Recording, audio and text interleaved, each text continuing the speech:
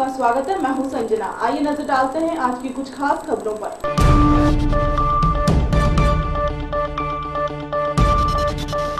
करनाल में NH1 पर roadways ड्राइवरों ने लगाया जाम। जनरल मैनेजर रोडवेज के लड़के पर जनरल मैनेजर के सरकारी काम के हस्तक्षेप करने का आरोप लगाया।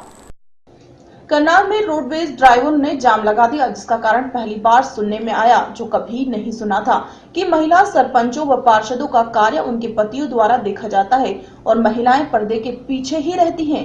मगर आज एक नया मामला सामने आया है कि करनाल के रोडवेज के जनरल मैनेजर शहर के बाहर होने की वजह से उनके सुपुत्र सरकारी काम देखते हैं, वो भी इस हद तक कि ड्राइवरों के खिलाफ कार्रवाई के आदेश लिखित में दे देते हैं। आइए जानते हैं पूरा मामला था क्या। हुआ यूं कि पानीपत से एक सवारी यमुनानगर डिपो के BS से करनाल से बैठती है, जिससे सेक्टर 6 उतरना था, जबकि अपनी मनमानी दिखाते हुए ड्राइवर ने नमस्ते चौक से बस को सरकारी आदेश के अनुसार रास्ते के स्टॉपेज पर न रोककर सीधे फ्लाईओवर पर लेकर सीधा ETI चौक रोका, जिससे सवारियों का परेशान होना संभव था। सवारी ने इस पर प्रश्न उठाया और जनरल मैनेजर करनाल को फोन पर सूचित किया। मगर हैरानी की बात तो तब हुई जब मैनेजर का सुपुत्र, जिसका इस कार्यालय से दूर दूर तक कोई रिश्ता नहीं था, उसने आकर ड्राइवर के खिलाफ कार्रवाई के लिखित आदेश दे डाले। इस पर ड्राइवरों ने गुस्से में आकर जाम लगा दिया, जिसके बाद पुलिस अधिकारियों ने जाम खुलवाया और मामले को रफा दफा किया। मेरा नाम महेंद्र अलग है। मैं हरियाणा चैम्बर ऑफ कॉमर्स का एक्स चेयरमैन और सीनियर नागरिक हूँ, और मेरे सामने सारा कुछ हुआ है कंडक्टर साहब। आप कहाँ से कहाँ तक सफर कर रहे थे? मैं दिल्ली से यमुनानगर। क्या हुआ था आपके सामने? मेरे सामने उस सवारी ने इससे मिसबिहेव किया कंडक्टर साहब से, और उसने कहा कि मैं GM साहब से बात करता हूँ और देखता हूँ कैसे 6 सेक्टर आपके हिसाब से GM ने जो कार्रवाई की वो इनके हिसाब गलत किया? गलत है जी, बिल्कुल गलत किया, बिल्कुल गलत है भाई साहब। It is a public transport में पब्लिक से एक नहीं पूछा गया कुछ। विटनेस के बिना तो इंडियन लॉ ही नहीं चलता जी। कहाँ से कहाँ तक सफर कर रहे हैं आप? मैं दिल्ली से आ रही हूँ। अभी क्या हुआ था बस में, क्या मामला था पूरा, उसके बाद सवारी थी तो उसने बोला कि मेरे को इधर से उतार दो, तो उन्होंने बोला नहीं उधर से भैया हम इधर से जाएंगे, तो मैं अपने रूट पर ठीक चल रहे हैं। तो उसने बोला कि मैं फोन कर देता हूँ, एक दो गाली गलौज करने लगे कंडक्टर से। तो उसने कंडक्टर ने बोला कि ये तो गलत कर रहा है, खुद उन्होंने कौन तो फिर उन्होंने बोला कि ठीक है। फिर उन्होंने कंप्लेंट कर दी होगी रास्ते में से, मैंने पता फोन किया, यहाँ पे वो गाड़ी वाले खड़े थे बस। उसके बाद तो मामला हो ही रहा है, पब्लिक ने बता दिया वैसे गलत है वो। आपके हिसाब से जो कुछ भी हुआ वो गलत है? वो सवारी गलत, ड्राइवर और कंडक्टर ठीक है? बिल्कुल ठीक है। ये एकदम इन्होंने हर स्टॉपेज पे बड़े आराम से कंडक्टर चुपचाप से उतारता है सब। से परिचालक हूँ, शिव कुमार नाम है मेरा। मैं दिल्ली से यमुनानगर जगाधरी जा रहा था, और दिल्ली से मैंने करनाल बस स्टैंड की सवारी बुक करवाई गाड़ी, और करनाल बस स्टैंड के लिए हम आ रहे थे। पानीपत से टोल प्लाजा से सवारी चढ़ाई, जहाँ से हमारा स्टॉपेज भी नहीं है, वहाँ से हमने उसको सवारी को चढ़ाया, पूरी रिस्पेक्ट करी। उसने बोला कि हमें 6 सेक्टर उतार दे। मैंने भाई साहब को बोला कि हमारी गाड़ी बस स्टैंड जाएगी नमस्ते चौक से, और कुछ सवारी मेरा घाटी की भी 2 घंटा करके भी लेडीज सवारी थी। मैंने उससे रिक्वेस्ट करी कि गाड़ी नमस्ते चौक से अंदर जाएगी, भाई साहब रिक्वेस्ट आपसे। उसने मेरे साथ अभद्र व्यवहार किया, जाति सूचक मेरे को गालियाँ दी, माँ बहन की गाली दी, बदतमीजी करी उसने मेरे साथ में। फिर मेरे को मारने की धमकी दी और बोला कि तेरा लगाऊंगा। फिर GM साहब के पास उसने कॉल करी, GM साहब से बात हुई, मेरी कोई गलती नहीं है, मैं सवारी से बात कर लो। GM साहब से बात होने के बाद इंस्पेक्टर चावला साहब उन्होंने यहाँ भेजा, हमारे यमुनानगर के इंस्पेक्टर हैं SI, वो आए यहाँ पे। आते ही मेरा विवेक लिया उन्होंने और मेरा केस चेक करने लगे और बोले कि ये तुम आई कैसे क्यों नहीं? माँ जी हमने पहले वहाँ से सवारी बढ़ा रखी है, तो वो परेशान होंगी, लेडीज सवारी थी, बुजुर्ग थी, और हमारा रूट भी नमस्ते चौक से। सवारियों से पूछ लो अगर मेरी गलती है, हम कोऑपरेट नहीं करते हो, किसी को गलत किया हो मैंने, तो चावला साहब ने मेरी नहीं सुनी और मेरे खिलाफ उन्होंने रिपोर्ट कर। तो GM ने क्या कार्रवाई की अभी? GM ने कार्रवाई कुछ नहीं, कार्रवाई कल कर देगा मेरे खिलाफ, आपको सस्पेंड कर सकते हैं कल। करनाल से राम कुमार शर्मा की रिपोर्ट। अमृतसर के निवासी एक फिल्म प्रोड्यूसर ने दिल्ली की एक लड़की को अपने बाद उससे शारीरिक संबंध बनाने की कोशिश की। अमृतसर निवासी एक फिल्म प्रोड्यूसर ने दिल्ली की एक लड़की को अपनी फिल्म में हीरोइन बनाने और उसके बाद शादी का झांसा देकर उसे पहले अमृतसर बुलाया और उसके बाद उससे शारीरिक संबंध बनाने की कोशिश की। लेकिन जब मॉडल ने ऐसा करने से मना कर दिया तो आरोपी ने उसकी चाय में नशीली दवा मिलाकर बेहोशी की हालत में उसके साथ बलात्कार किया। इस संबंध में पुलिस ने आरोपी के खिलाफ केस दर्ज कर उसे गिरफ्तार कर लिया है। दिल्ली पुलिस के साथ अमृतसर पहुंची मॉडल के मुताबिक करीब 2 साल पहले फेसबुक पर उसकी मुलाकात अमृतसर के रहने वाले प्रोड्यूसर रामणिक सिंह के साथ हुई थी। उस समय रामणिक ने उसे फिल्म में काम करने की ऑफर दी थी, लेकिन उस समय वह फिल्म में काम करना नहीं चाहती थी। लेकिन इसके बाद धीरे धीरे रामणिक के साथ दोस्ती बढ़ गई। 2 सितंबर को रामणिक ने उसे दिल्ली से यहां बुलाया और एक होटल के कमरे में ठहराया, जहां उसने उसके साथ वह सब कुछ किया। इतना ही नहीं, रामणिक ने उससे शादी करने का वादा किया और 17 सितंबर को सगाई की बात की। लेकिन उसके बाद उसने फोन करके कहा कि वह शादी नहीं कर सकता। वह पहले से ही शादीशुदा है और 2 बच्चों का बाप है। मॉडल ने पुलिस प्रशासन से इंसाफ की मांग की है। उधर अमृतसर के सिविल लाइंस पुलिस ने इस संबंध में केस दर्ज कर दिया है। थाना प्रभारी के मुताबिक आरोपी ने मॉडल को दिल्ली से बुलाकर उसके साथ शारीरिक संबंध बनाए। मॉडल ने आरोपी पर संगीन आरोप लगाए हैं, जिसके संबंध में केस दर्ज कर आरोपी को गिरफ्तार कर लिया गया है। उन्होंने बताया कि आरोपी कुछ पंजाबी फिल्मों का निर्माण करने का दावा कर रहा है, लेकिन इसका खुलासा जांच के दौरान ही सामने आएगा। सर इन्होंने मुझे बुलाया था कि मैं तुमसे शादी करना चाहता हूँ, तो शादी के लिए मतलब इन्होंने बुलाया था अमृतसर में। मैं आई एम.के होटल में रही, रूम 2022 में थी मैं।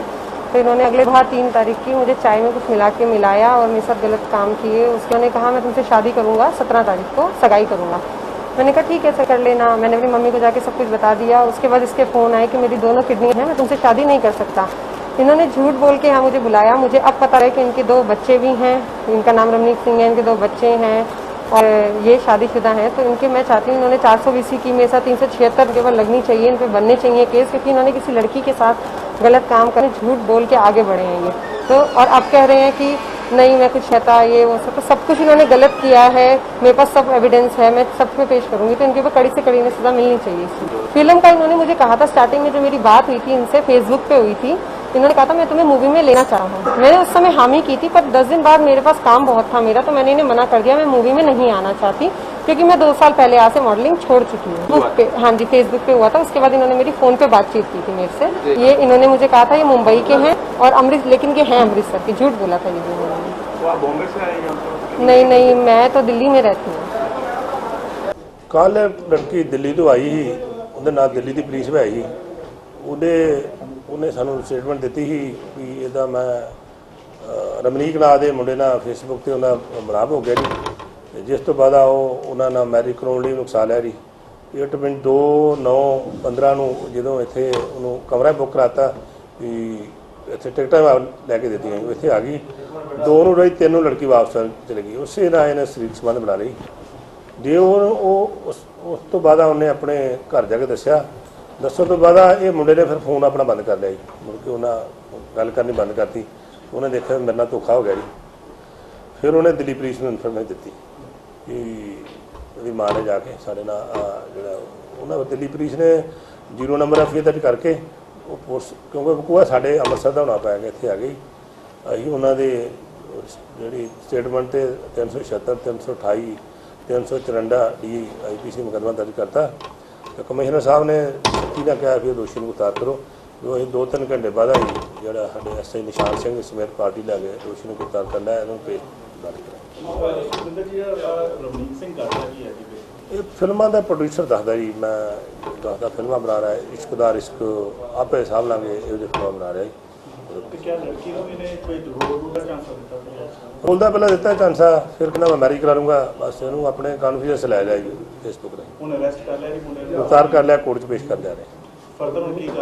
फर्दर बस ये लड़की के 164 के बयान स्टेट करावांगे ते ਇਹਦੀ ਪੁੱਛਗਿੱਛ ਕਰਾਂਗੇ ਵੀ ਇਹਨੇ ਕੋਈ ਕਿਤੇ ਹੋਟਲ ਤੱਕ ਸਾਰੀ ਇਨਵੈਸਟੀਗੇਸ਼ਨ। भिवानी में एक ही दिन में 2 महिलाओं की संदिग्ध मौत से लोग सहम गए हैं। दोनों ही मामलों में ससुराल वालों पर आरोप लगे हैं। एक मामला गांव विनोद का था तो दूसरा मामला गांव नरसिंहवास का है। भिवानी के गांव नरसिंहवास में बिहाई गई गांव महाराणा की सुदेश को उसके ससुराल वालों ने जहर देकर मौत के घाट उतार दिया। ऐसा हम नहीं कह रहे बल्कि उसके मायके वाले चीख चीख कर बोल रहे हैं। उनका आरोप है कि पहले भी विवाद हुआ था। वह पंचायती फैसले के बाद सुदेश को उसके ससुराल भेज दिया गया था, वो उसे आकर बचा ले।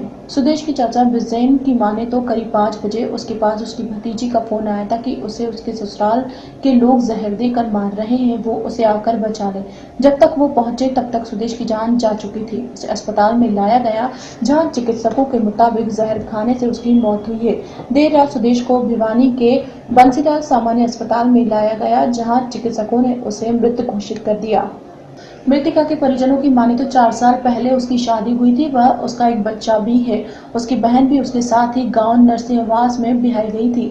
उसके पति, सास ससुर, 2 ननंदों व 2 अन्य पर उसे जहर देकर मारने का आरोप लगाया गया है। बहरहाल मृतिका के परिजन दोषियों को कड़ी से कड़ी सजा दिए जाने की मांग कर रहे हैं। जी हमारी 2 लड़की ब्याह रखी थी नरसिंहवास, तो वो जी काफ़ी दिनों से दहेज के लिए परेशान कर रहे थे। मैंने उनको कई दफ़ा समझाया जी, हम पंचायत ले गए, वहाँ पंचायत में इकट्ठे हुए और कुछ होया, सारी बात हुई, राजीनामा समझौता है। ये जी गांव के 2 आदमी मैं हैं जी, उसके परिवार के, वो अगर कुछ होता है तो हम जिम्मेवार हैं। उसको आश्वासन दे के दिला ले गए जी। आज शाम को मेरी लड़की ने फ़ोन किया जी एक नंबर से, मेरे चाचा मेरे को बचा ले, मेरी सासू, मेरा ससुरा, मेरा घराड़ा, मेरी 2 ननद और 2 जो बाहर के जो जिम्मेवारी ली थी, बोले 500-600 मिल रहे हैं और मेरे को जान से मार रहे हैं। मेरे को चाचा बचा ले, मैं भाग रही हूँ। हम जी यहाँ तक गाड़ी लेके पहुँचे, वो खत्म हो चुके थे। इससे पहले रविवार को ही गांव दिनोद में ही एक अन्य मामला सामने आया था, जिसमें भिवानी के जीतूवाला जोहड़ इलाके की मंजू की संदिग्ध हालातों में मौत कर उसके मायके वालों ने ससुराल वालों पर हत्या का आरोप लगाया था।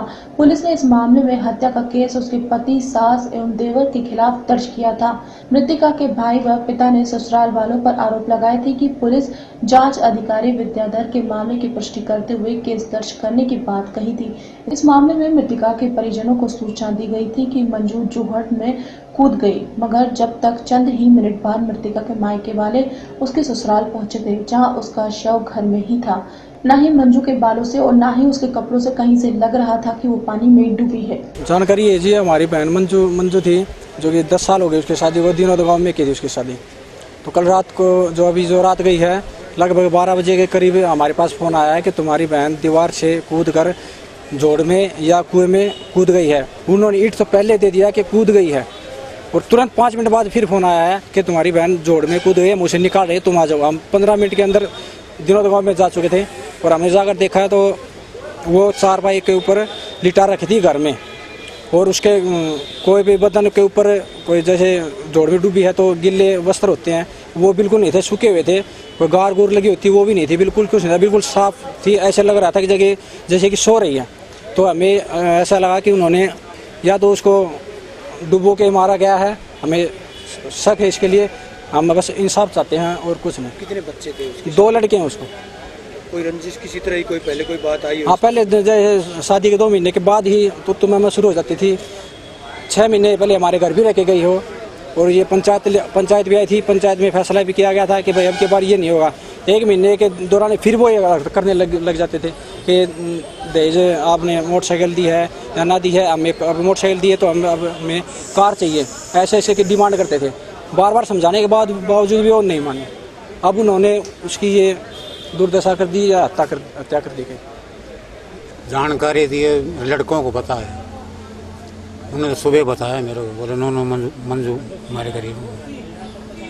क्या लगता है आपको किस तरह से उसकी मौत कैसे हुई?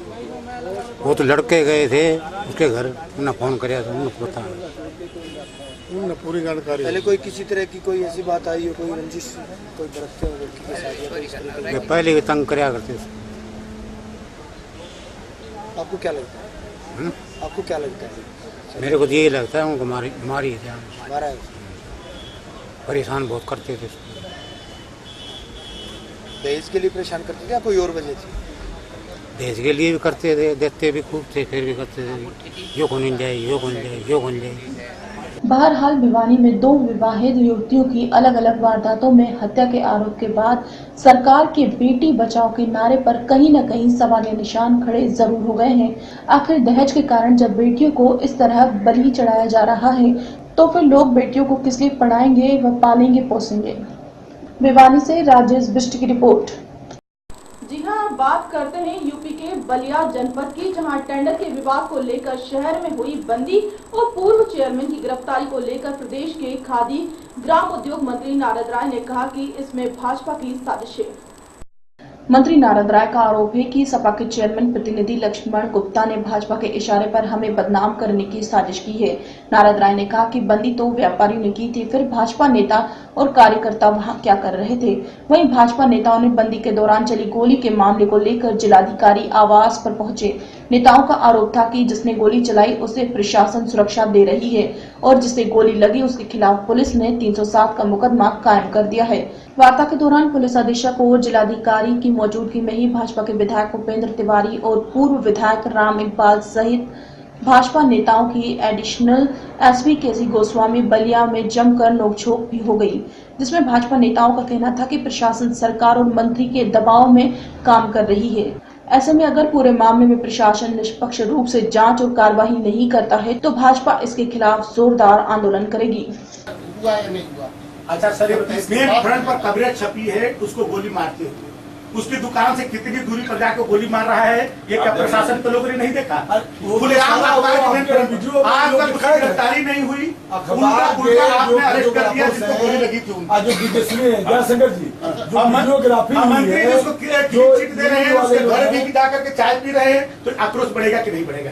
नहीं, आप लोग की जिम्मेदारी है कि अमन स्टैंड का वातावरण रहे कि एक पक्षीय कार्रवाई हो। केवल एक और है जी, मेरा नाम केतकी सिंह है और इस समय गोरक्ष प्रांत की मैं क्षेत्र मंत्री हूँ भारतीय जनता पार्टी से। देखिए, पहली बात तो ये कि बलिया 2-3 दिनों से नहीं जल रहा है, ये बलिया विगत 10 दिनों से जल रहा है। जब से छात्र नेताओं ने अपनी कुछ मांगों को लेकर प्रदर्शन किया और उन छात्र नेताओं पे चौथे दिन जिस तरह बर्बरता से लाठीचार्ज किया गया, उसी दिन से बलिया जल रहा है। और इसमें सबसे बड़ा हाथ मैं कहूँगी कि यहाँ के प्रशासन का है। पूरा का पूरा प्रशासन पंगु बनकर इस समय बैठा हुआ है। जिस तरह हमारे ये नगर पालिका प्रतिनिधि जो माननीय लक्ष्मण गुप्ता जी थे, उनके साथ विवाद हुआ और वो अपना एक फरियाद लेकर पहुंचे कि हमारा एफआईआर दर्ज होना चाहिए, और जिस तरह उन्होंने अपना एफआईआर दर्ज कराने के लिए दर बदर भटकते रहे, उनके ऊपर लाठीचार्ज किया गया, उनके ऊपर आंसू गोले छोड़े गए। तो हम भारतीय जनता पार्टी वाले सिर्फ एक हमदर्दी में, एक संवेदना में उनके पास गए, क्योंकि मानवता के साथ हम चलते हैं, हमेशा मानवीय कदम के साथ हम रहते हैं। तो हम गए उनसे मिलने के लिए और व्यापार मंडल ने अपना बंदी का आह्वान किया, उसमें भारतीय जनता पार्टी ने भी अपना समर्थन दिया कि हम भी आपके साथ हैं। परंतु उस दिन भी जिस तरह समाजवादी पार्टी के गुंडे द्वारा गोली चलाई गई, फायरिंग की गई, जिसमें भारतीय जनता पार्टी के कार्यकर्ता भोला चौबे को गोली लगी, और गोली लगने के बावजूद आज तक जिसने गोली चलाई उस गुंडे पर एक एफआईआर दर्ज नहीं, उसकी गिरफ्तारी नहीं, बल्कि उसे पुलिस प्रशासन सुरक्षा दे रहा है उसके यहाँ बैठ के। और जिस व्यक्ति को गोली लगी, भोला चौबे जिसको गोली लगी है, आज वो मृत्यु और जिंदगी के बीच में लड़ाई लड़ रहा है और इसके बावजूद उसके ऊपर एफआईआर। मैंने उस दिन भी कहा था और आज भी कह रहा हूँ कि यह पूरा घटना प्लान वे में था। पहले से भारतीय जनता पार्टी से मिल करके तैयारी करी गई थी, झूठे आरोप लगा करके हमको बदनाम करने की कोशिश करी जा रही थी। इसमें कहीं दूर दूर से भी समाजवादी पार्टी के और हमारे लोगों का कोई रिश्ता नहीं है। वो ठेकेदार है जो ठेकेदार संजय उपाध्याय के ज़माने में भी ठेका करते थे, लक्ष्मण गुप्ता के भी ज़माने में काम करते हैं और साधना गुप्ता के ज़माने में भी काम करते हैं। वो ठेकेदार हमने नहीं पैदा किया है, वह ठेकेदार उन्हीं लोगों ने पैदा किया है।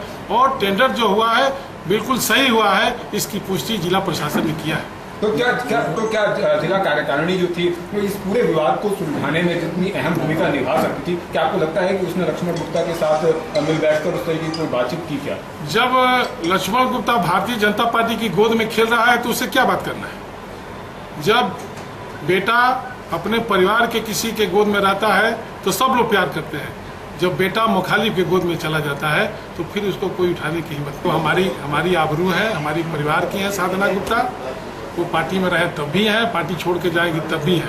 यहाँ तो पति पत्नी को अलग कराने का काम भारतीय जनता पार्टी करती है, यहाँ तो भाई को अलग करा है। क्या ऐसा भाजपा का चरित्र है कि पति पत्नी को भी सब अलग करा देते? क्या ऐसा बलिया से संजीव कुमार की रिपोर्ट।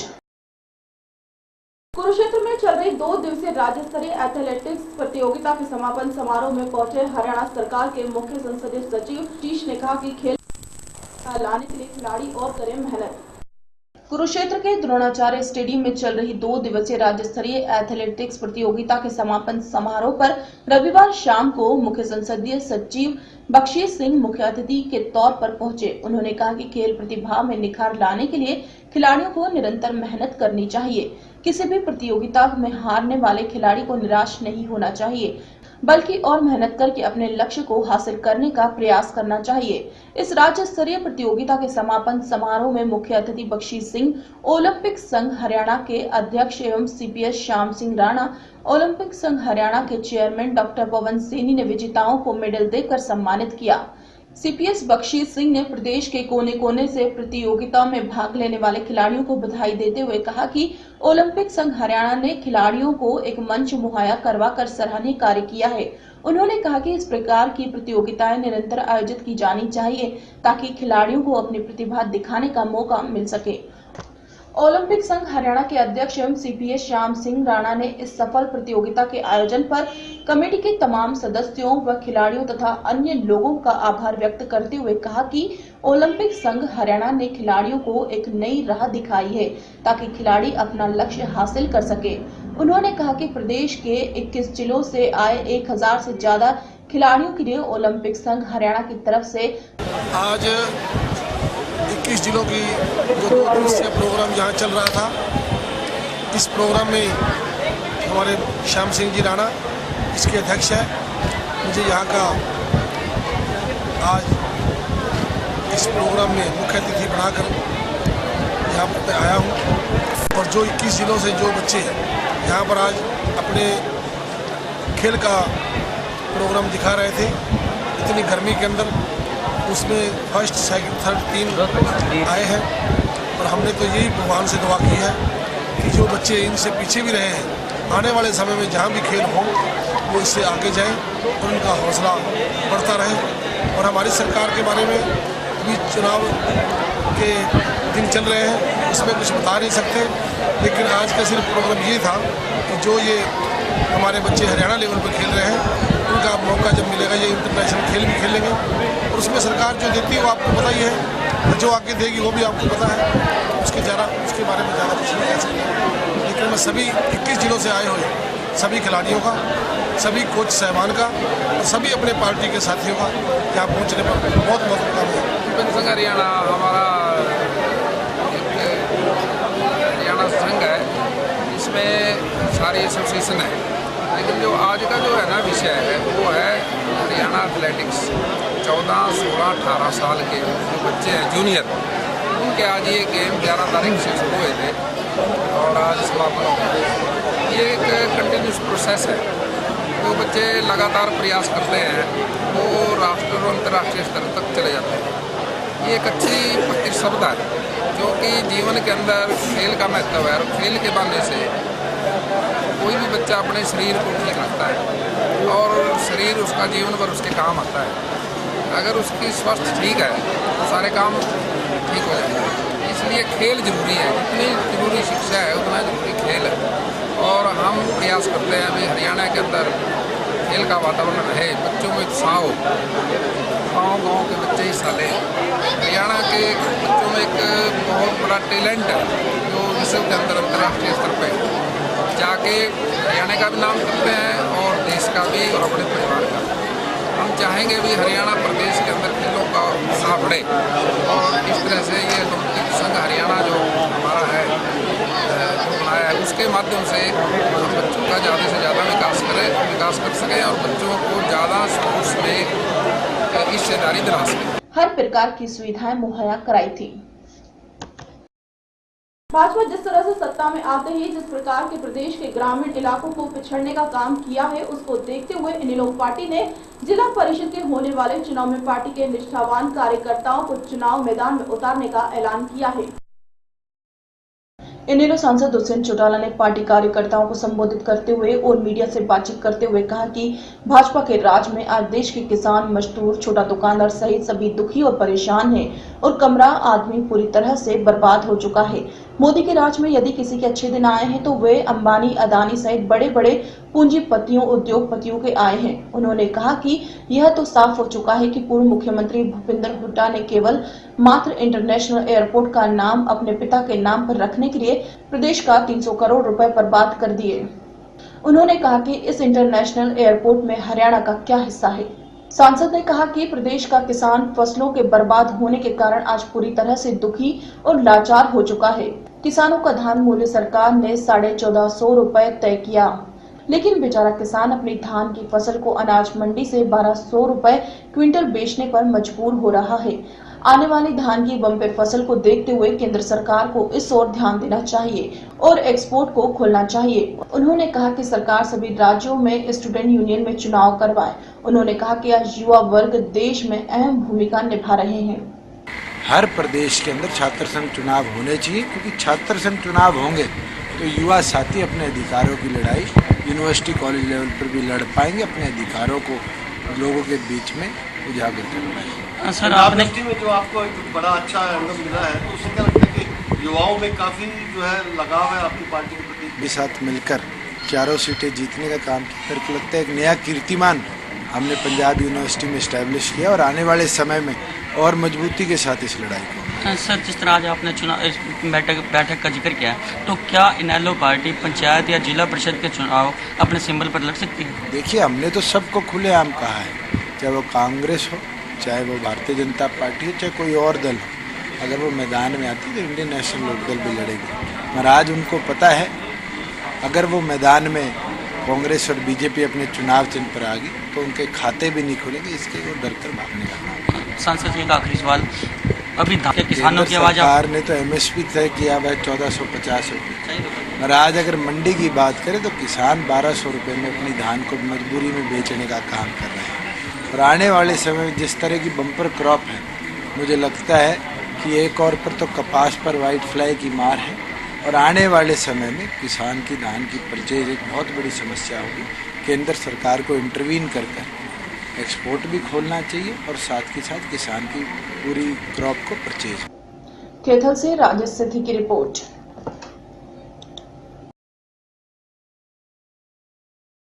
खबरों में फिलहाल इतना ही। मुझे दीजिए इजाजत। नमस्कार।